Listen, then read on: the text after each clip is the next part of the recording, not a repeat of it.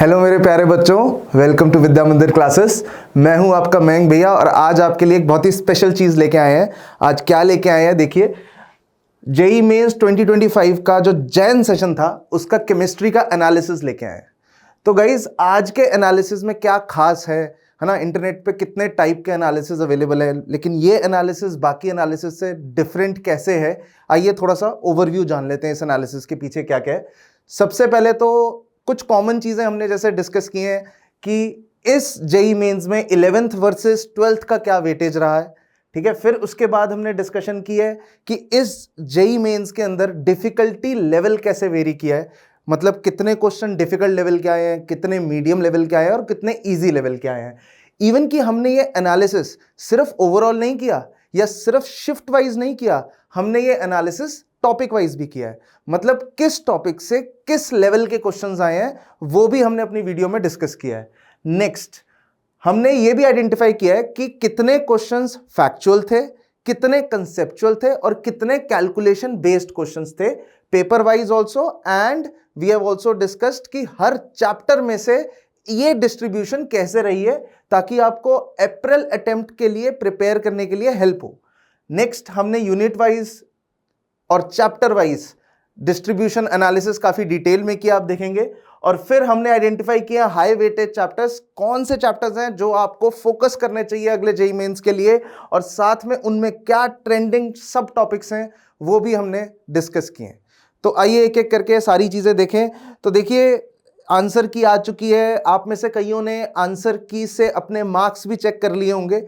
लेकिन मैं आपको एक चीज बता दूं, जो जेईई मेंस के हमारे दो अटेम्प्ट हैं, एक जैन अटेम्प्ट है और दूसरा हमारा अप्रैल अटेम्प्ट है, दोनों का लेवल ऑलमोस्ट सिमिलर ही रहता है। मतलब हर साल देखा गया कि दोनों का लेवल एक जैसा रहा है।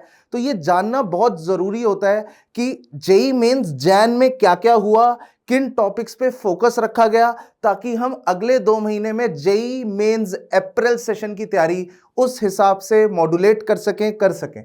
तो आइए एक एक करके डिस्कस करते हैं। सबसे पहले तो 11th वर्सेस 12th डिस्ट्रीब्यूशन की बात करते हैं। तो गाइस दोनों लगभग काफी क्लोज थे। 52% 12th का वेटेज देखा गया और सिर्फ 48% 11th का वेटेज देखा गया। ये दोनों परसेंटेज काफी क्लोज है, हमेशा क्लोज ही रही हैं। केमिस्ट्री के अंदर ज्यादा डिफरेंस नहीं रहता 11th और 12th के अंदर, क्योंकि केमिस्ट्री में कई चैप्टर्स ऐसे हैं जैसे आईओसी, जैसे हाइड्रोकार्बन्स, इनकी वेटेज काफी ज्यादा है। आप देखेंगे आने वाले स्लाइड्स में हमने ये सब एनालिसिस काफी डिटेल में किया है। तो 11th वर्सेस 12th का डिस्ट्रीब्यूशन इस तरीके से रहा है। कई ये अगर आप स्लाइड देखेंगे इसमें हमने सेशन वाइज डिस्ट्रीब्यूशन किया है। देखिए यहां पे सारे सेशंस हैं आपके सामने और उसके नीचे हमने कुछ डेटा डाल रखा है। अगर आप ध्यान से देखेंगे, जो 22 जैन का सेशन था उसमें 12 क्वेश्चन 11th से आए थे और 13 क्वेश्चन 12th से आए थे। बहुत ही क्लोज नेक टू नेक कहानी चल रही थी। ये जो हाईलाइटेड ग्रीन से कर रखे हैं इसका मतलब है कुछ जेईई मेंस के ऐसे सेशन रहे हैं जिसमें 11th को फोकस ज्यादा किया गया था और कुछ सेशंस ऐसे गए हैं जिसमें 12th को फोकस ज्यादा किया गया था। 29th वाले एग्जाम में, जो कि 29th का सेशन 1 का एग्जाम है, अगर आप उसका डेटा देखेंगे 16 questions out of 25 questions were from class 12th which is a huge number, ठीक है। तो देखा गया कि जनरली 12th पे हल्का सा ज्यादा फोकस रहता है, बट यस कभी कभी 11th पे भी ज्यादा फोकस रहता है। इस इंफॉर्मेशन से हमें यह पता चलता है कि ऐसा नहीं है कि हमें 11th पे ज्यादा फोकस करना चाहिए 12th में, हमें दोनों पे बराबर फोकस रखना पड़ेगा।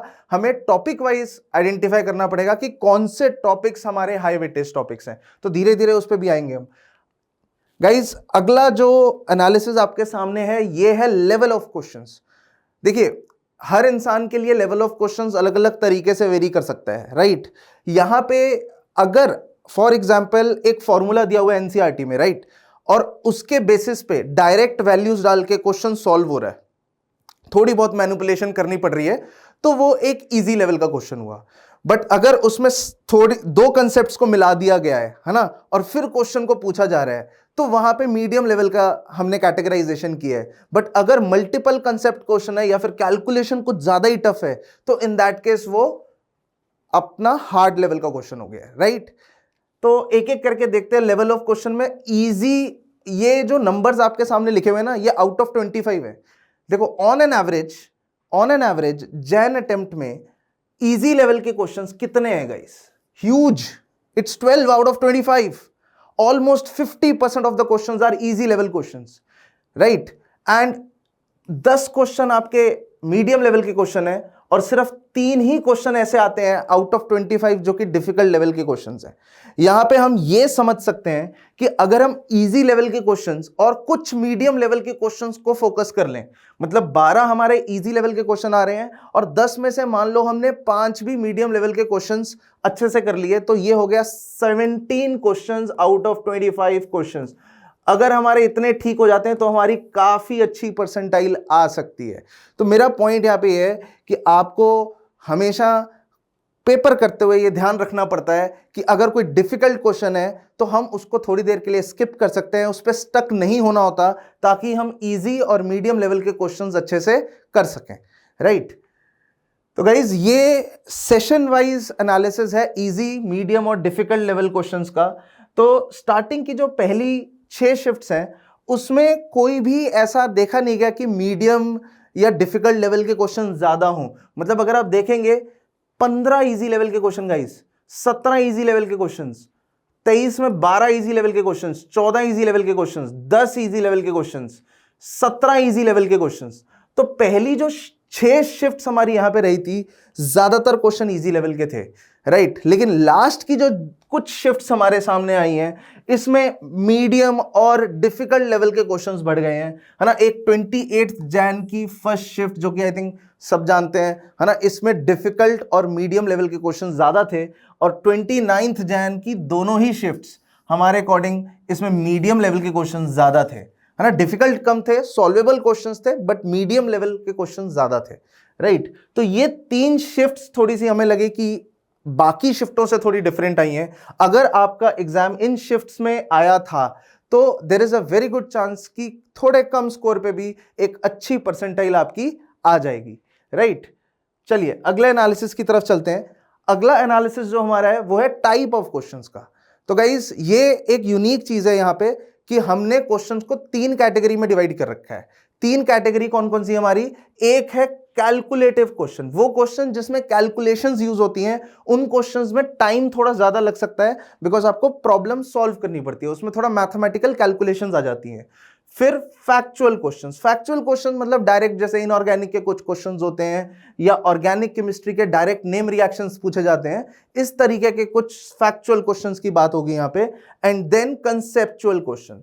कंसेप्चुअल क्वेश्चंस एग्जांपल के तौर पे देता हूं, जैसे आपने कोऑर्डिनेशन केमिस्ट्री में क्रिस्टल फील्ड थ्योरी पढ़ी होगी, तो अगर उसके बेस पे डाइपोल मोमेंट, मैग्नेटिक मोमेंट का कोई क्वेश्चन आता है तो उसको मैं कंसेप्चुअल के अंदर कैटेगराइज करूंगा, राइट। कंसेप्चुअल क्वेश्चन में कोई कैलकुलेशंस नहीं होती, किसी भी क्वेश्चन में अगर कैलकुलेशन इन्वॉल्व है तो हमने उसको कैलकुलेटिव के अंदर कैटेगराइज किया है। तो गाइज यहां पे केमिस्ट्री की एक बहुत ही यूनिक चीज हमें देखने को मिली है कि कैलकुलेटिव क्वेश्चन सिर्फ 26% है, सिर्फ 26%। 4 में से लगभग एक क्वेश्चन ऐसा आता है जिसके अंदर कैलकुलेशन इन्वॉल्व होती है। रेस्ट ऑफ द क्वेश्चंस, मतलब 4 में से 3 क्वेश्चंस में कैलकुलेशन होती ही नहीं। मतलब पूरे पेपर में लगभग 7 से 8 क्वेश्चन आएंगे जिसमें कैलकुलेशन होगी, इससे ज्यादा नहीं हो सकती। 54.8% क्वेश्चंस आपके कंसेप्चुअल होते हैं। कंसेप्चुअल का मतलब है कि कॉन्सेप्ट बेस्ड क्वेश्चन है, आपने कॉन्सेप्ट सीख लिया तो ये क्वेश्चंस आपके हो जाएंगे, है ना। और 18.4% आपके फैक्चुअल क्वेश्चंस हैं।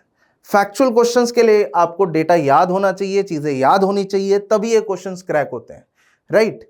तो ये परसेंटेज रही है। और अगर हम इसको शिफ्ट वाइज देखें तो ये गाइस इसी का एनालिसिस हमने शिफ्ट वाइज किया है, कैलकुलेटिव, फैक्चुअल और कंसेप्चुअल क्वेश्चंस का, कि हर शिफ्ट में इनकी डिस्ट्रीब्यूशन कैसे रही है। तो guys green sections highs represent कर रहे हैं। कहने का मतलब ये कि अगर आप कैलकुलेटिव क्वेश्चंस में देखोगे तो कुछ 2 शिफ्ट्स ऐसी थी जिसमें कैलकुलेटिव क्वेश्चंस ज्यादा आए हैं। कौन सी 2 शिफ्ट्स थी? एक 23rd वाली, ठीक है, शिफ्ट 1, और एक 29th वाली शिफ्ट 1। तो इसके अंदर कैलकुलेटिव क्वेश्चन ज्यादा है तो टाइम थोड़ा सा ज्यादा लगा होगा। फिर उसके बाद अगर फैक्चुअल क्वेश्चंस की बात करते हैं तो इनके फैक्चुअल क्वेश्चंस थे ज्यादा। एंड 28th की शिफ्ट्स जो थोड़ी सी डिफिकल्ट थी, इसमें कंसेप्चुअल क्वेश्चन ज्यादा थे, थोड़े डिफिकल्ट लेवल के कंसेप्चुअल क्वेश्चंस थे शिफ्ट 1 के अंदर, और शिफ्ट 2 के अंदर थोड़े इजी लेवल के कंसेप्चुअल क्वेश्चंस थे, राइट। तो कंसेप्चुअल क्वेश्चंस पे ज्यादा फोकस किया जा रहा है। आप ओवरऑल फैक्चुअल क्वेश्चंस देखोगे, लास्ट स्लाइड पे फिर से जा रहा हूं, फैक्चुअल क्वेश्चंस पे उतना फोकस नहीं है ना। कंसेप्चुअल और कैलकुलेटिव क्वेश्चंस में, मतलब जो फॉर्मूला बेस्ड क्वेश्चंस होते हैं, उन पे ज्यादा फोकस है, राइट। अगर आप इन दोनों पार्ट्स पे भी ढंग से वर्क कर लें, क्योंकि कई लोग याद करने वाली चीजों से दूर भागते हैं। देखिए, ये सारे क्वेश्चंस डिफिकल्ट नहीं होंगे, ये सारे क्वेश्चंस डिफिकल्ट टू क्रैक नहीं होंगे। इसमें से मुझे लगता है कि हाफ क्वेश्चन, दैट इज 9 मान लेते हैं आउट ऑफ 18, ये थोड़े से मैनेजेबल होंगे, है ना। मतलब अगर आपकी थोड़ी याद करने की आदत थोड़ी कम है, मान लेते हैं, बहुत बच्चों की प्रॉब्लम रहती है, तो आप ये सोचिए कि बाकी का जो एरिया है केमिस्ट्री का, वो तो कंसेप्चुअल है, वो तो कैलकुलेटिव है, वो तो हम कर सकते थे, राइट। तो ये एनालिसिस था हमारा। आगे चलते हैं। Next is section wise analysis. Guys, 3 section है केमिस्ट्री में, we all know, physical, organic और इनऑर्गेनिक। जनरली फिजिकल ज्यादा ही आती है, तो अभी भी ऐसा ही देखने को मिला है, फिजिकल ज्यादा ही है। ऑलमोस्ट 38 to 40% हमारी फिजिकल है, राइट। 26% इनऑर्गेनिक है एंड 35% हमारी ऑर्गेनिक केमिस्ट्री है। देखिए, वैसे तो 3 सेक्शंस हैं, तो हमारी एक्सपेक्टेशन होती है 1/3 1/3 1/3 आएंगे, बट एग्जैक्टली वैसा होता नहीं है, क्योंकि इनऑर्गेनिक के थोड़े चैप्टर्स कम है। तो सिंस इनऑर्गेनिक के चैप्टर्स थोड़े कम है, तो उसके क्वेश्चंस थोड़े फिजिकल में शिफ्ट हो रखे हैं, तो फिजिकल की परसेंटेज ज्यादा है ना। ऑर्गेनिक थोड़ी सी ज्यादा है 33 से, और ऑर्गेनिक इनऑर्गेनिक की थोड़ी कम है ना। इनऑर्गेनिक से थोड़े कम सवाल आए हैं, और कुछ ही चैप्टर्स हैं, तो चैप्टर वाइज डिस्ट्रीब्यूशन भी देखेंगे अभी हम, कि किस टॉपिक से कितने सवाल आए और किस डिफिकल्टी लेवल के सवाल है, राइट। आगे चलते हैं। ये सेशन वाइज हमने डिस्ट्रीब्यूशन यहां पे की है कि हर सेशन में फिजिकल, ऑर्गेनिक और इनऑर्गेनिक में क्वेश्चंस की डिस्ट्रीब्यूशन कैसी रही है ना। हाईलाइटेड सेक्शंस आपको ये बता रहे हैं कि कौन सा सेक्शन किस सेशन में ज्यादा आया है। फॉर एग्जाम्पल, 22nd में ऑर्गेनिक ज्यादा आई है, 23rd में भी ऑर्गेनिक ज्यादा आई है, और 29th में भी ऑर्गेनिक ज्यादा आई है ना। ऑर्गेनिक की परसेंटेज काफी ज्यादा देखने को मिली है। बाकी अगर आप देखेंगे, फिजिकल की बात करते हैं, फिजिकल के 12 और 11 क्वेश्चन, मतलब out of 25 12 question, 11 question physical के, मतलब अराउंड 50% इन शिफ्ट्स में 23rd जैन में और 28th जैन का जो फर्स्ट सेशन है उसमें फिजिकल के क्वेश्चंस आए हैं, राइट। तो फिजिकल पे स्ट्रेस ज्यादा ही है as compare to the other section, organic and inorganic. Organic पे नंबर 2 पे आप मान सकते हैं, और इनऑर्गेनिक पे नंबर 3 पे मान सकते हैं, ठीक है। चलो आगे चलते हैं। अब आगे हम अपनी मेन स्लाइड पे, जिसके लिए हम सब वेट कर रहे थे, ये चैप्टर वाइज एनालिसिस की स्लाइड है। ये थोड़ा हम डीप डाइव कर रहे हैं अब, कि हर चैप्टर के अंदर डिफिकल्टी लेवल कैसा रहा, हर चैप्टर के अंदर कंसेप्चुअल क्वेश्चंस आए या फैक्चुअल आए, किस तरीके की डिस्ट्रीब्यूशन रही, वो सारा एनालिसिस है यहाँ पे। तो गाइज, ये हमारे 11th के चैप्टर्स हैं। अगर आप यहाँ पे देखिए, सारे 11th के चैप्टर्स हैं। 11th के चैप्टर्स में कितने क्वेश्चंस आए यहाँ पे हैं, आप काउंट भी चेक कर सकते हैं, है ना। एटॉमिक स्ट्रक्चर में 10 आए, केमिकल बॉन्डिंग में 10 आए, इक्विलिब्रियम में 7 आए, इंट्रो टू ऑर्गेनिक केमिस्ट्री सबसे ज्यादा पूछा गया चैप्टर 22, हाइड्रोकार्बन 14, है ना। ये 2 चैप्टर्स, पीरियोडिक प्रॉपर्टीज, इतना छोटा चैप्टर, पीरियोडिक प्रॉपर्टीज, उस पे 12 क्वेश्चंस हैं, ठीक है। स्टोशियोमेट्री, एक आसान चैप्टर जिसपे 16 क्वेश्चंस हैं। तो गाइस, ये पिंक से हाईलाइट हमने क्यों किया है? पिंक से हाईलाइट हमने क्यों किया है? क्योंकि these are your high yielding chapters. ये वो चैप्टर्स हैं जो आपको अगले एग्जाम के लिए फोकस करने हैं। कौन से चैप्टर्स हैं? फिर से रिपीट कर दे रहा हूं, stoichiometry, periodic properties, hydrocarbons and intro to organic chemistry. इन चारों से काफी ज्यादा क्वेश्चंस आए हैं, राइट। केमिकल बॉन्डिंग में भी हाइब्रिडाइजेशन और ज्योमेट्री से रिलेटेड बहुत सारे क्वेश्चन आए हैं, मतलब एक ही सब टॉपिक पे बहुत सारे क्वेश्चन आए हैं, जो कि हम अभी अगली स्लाइड पे भी चेक करेंगे। मतलब यहाँ पे मैंने अगली स्लाइड में कुछ ट्रेंडिंग टॉपिक्स रखे हैं, इस पे भी आएंगे।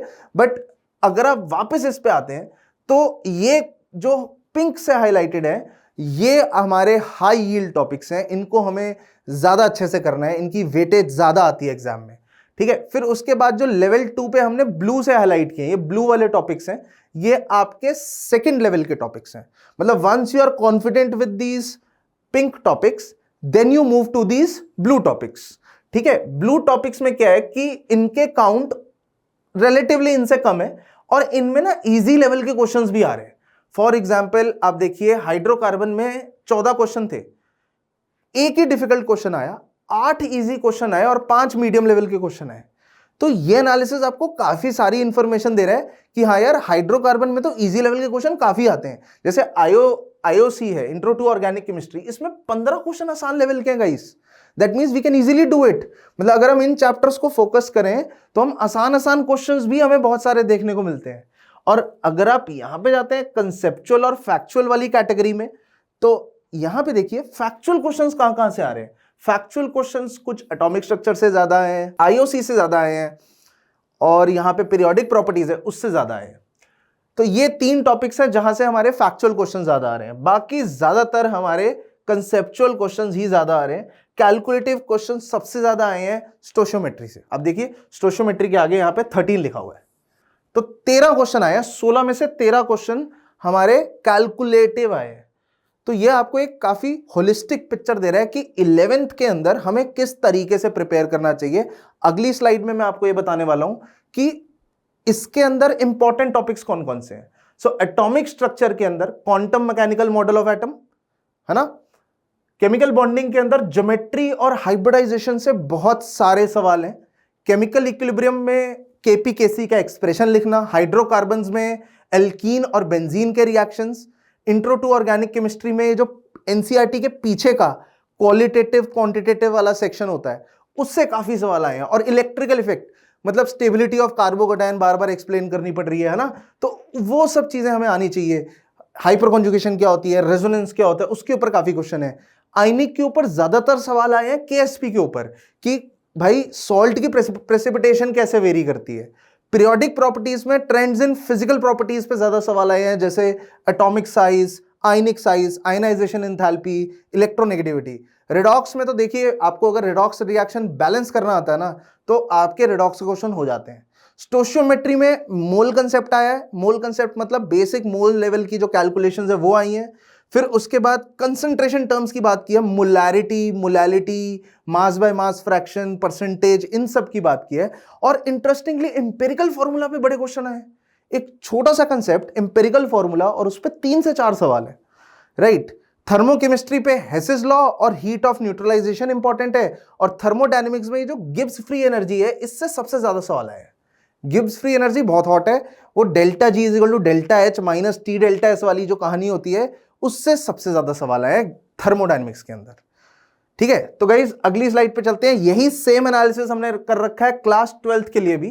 क्लास 12th में भी हमने पिंक से हाईलाइटेड टॉपिक्स जो कर रखे हैं इनमें से सबसे ज्यादा सवाल आए हैं और ये टॉपिक्स आपको प्रायोरिटी पे कर लेने चाहिए। कौन से टॉपिक्स हैं? Alkyl halide, coordination compounds, electrochemistry and liquid solutions. इनमें से सबसे ज्यादा सवाल आए हैं। कोऑर्डिनेशन कंपाउंड से तो 17 सवाल है हमारे पास, इलेक्ट्रोकेमिस्ट्री से 14 सवाल है। और गाइस आप अगर देखेंगे इलेक्ट्रोकेमिस्ट्री में चाहे 14 सवाल आए हैं लेकिन डिफिकल्ट सवाल एक ही है। 14 में से सिर्फ एक ही डिफिकल्ट सवाल है ना। डी एंड एफ ब्लॉक जो चैप्टर है इसमें से सबसे ज्यादा डिफिकल्ट क्वेश्चंस आए हैं। पूरा 11th 12th अगर मिला लो तो डी एंड एफ से सबसे ज्यादा डिफिकल्ट क्वेश्चन आया। अब देखिए डी एंड एफ यहां पे कितने डिफिकल्ट क्वेश्चंस हैं, टोटल 5 डिफिकल्ट क्वेश्चन यहां पे लिखे हुए हैं। कितने में से? 13 में से 5 difficult question, which is very good percentage. That means D and F block की आपको काफी डेप्थ में तैयारी करनी पड़ेगी। ठीक है, यहां से स्कोर निकालना थोड़ा मुश्किल हो रहा है क्योंकि फैक्चुअल क्वेश्चंस आ रहे हैं और थोड़े डिफिकल्ट लेवल के आ रहे हैं। विद इन द लाइंस पढ़ना है, एनसीईआरटी को बहुत थॉरली पढ़ना है तो आपकी नैया पार हो जाएगी। ठीक है, तो यहां से आपको ओवरऑल आइडिया लग रहा है किस में क्या आ रहा है, कौन से चैप्टर से किस टाइप के क्वेश्चन आए हैं। तो आप इस एनालिसिस को ढंग से देख लीजिए, वीडियो पॉज करके देख लीजिए और फिर हम आगे बढ़ते हैं अगली स्लाइड की तरफ जो कि है हमारे trending topics of class 12th। तो गाइज ये है हमारे ट्रेंडिंग टॉपिक्स। हमने देखा कि एल्कोहल फिनॉल ईथर से ज्यादातर क्वेश्चन फिनॉल से ही आ रहे हैं। हालांकि टॉपिक से ओवरऑल कम क्वेश्चन आए लेकिन फिनॉल से बहुत आए, मतलब फिनॉल की परसेंटेज बहुत ज्यादा है। एल्डिहाइड एंड कीटोन से अगर हम बात करते हैं तो कार्बोनिल कंपाउंड्स के रिएक्शंस पे काफी क्वेश्चंस हैं और साथ में क्वालिटेटिव टेस्ट जैसे टॉलेंस टेस्ट, फेलिंग टेस्ट है ना, PHSO2Cl वो सब चीजें जैसे अमीन्स की होती हैं, उसके भी टेस्ट के काफी सवाल हैं, है ना, हिंसबर्ग रिएजेंट के साथ जैसे टेस्ट होता है, तो अमीन्स के भी टेस्ट काफी पूछे जा रहे हैं, एल्डिहाइड कीटोन के भी टेस्ट काफी पूछे जा रहे हैं। एल्काइल हैलाइड पे ज्यादातर क्वेश्चन SN1 SN2 पे ही है ना। SNAR का मतलब एराइल पोजीशन पे सब्स्टिट्यूशन जो होती है उस पे एक ही सवाल था, बाकी SN1 SN2 पे बहुत सारे सवाल थे। बायोमोलिक्यूल्स में जो हॉट टॉपिक है हमारा वो कार्बोहाइड्रेट्स है ना। केमिकल काइनेटिक्स में first order reactions, Arrhenius equations, activation energy, इन पे बहुत सवाल है। कोऑर्डिनेशन कंपाउंड की बात करें तो CFT पे ही हमारे मेन क्वेश्चंस आए हैं, ठीक है। बाकी के आप टॉपिक्स देख सकते हैं, D&F ब्लॉक में इलेक्ट्रॉनिक कॉन्फ़िगरेशन आदि पूछी गई है, इलेक्ट्रोकेमिस्ट्री में इलेक्ट्रोकेमिकल सेल के ऊपर काफी क्वेश्चंस आए हैं, लिक्विड सोल्यूशन में वैन हॉफ फैक्टर और कोलिगेटिव प्रॉपर्टी से बहुत सवाल हैं, एंड फाइनली P ब्लॉक से ग्रुप 14 और 15 से ज्यादा सवाल आ रहे हैं। सॉल्ट एनालिसिस में तो देखो बेसिक रेडिकल्स ही मेन टॉपिक है, तो वहीं से ही आएंगे। तो गाइज इस सेक्शन से आपको यह पता चल गया कि आपको कैसे प्रिपेयर करना चाहिए for April session in chemistry, right, from class 12th and from class 11th। तो guys best of luck for your next session, है ना। तो हम यहीं पे विदा लेते हैं। बाकी अगर आपको ऐसे ही यूजफुल कंटेंट को और जानते रहना है तो please subscribe to our channel. Thanks.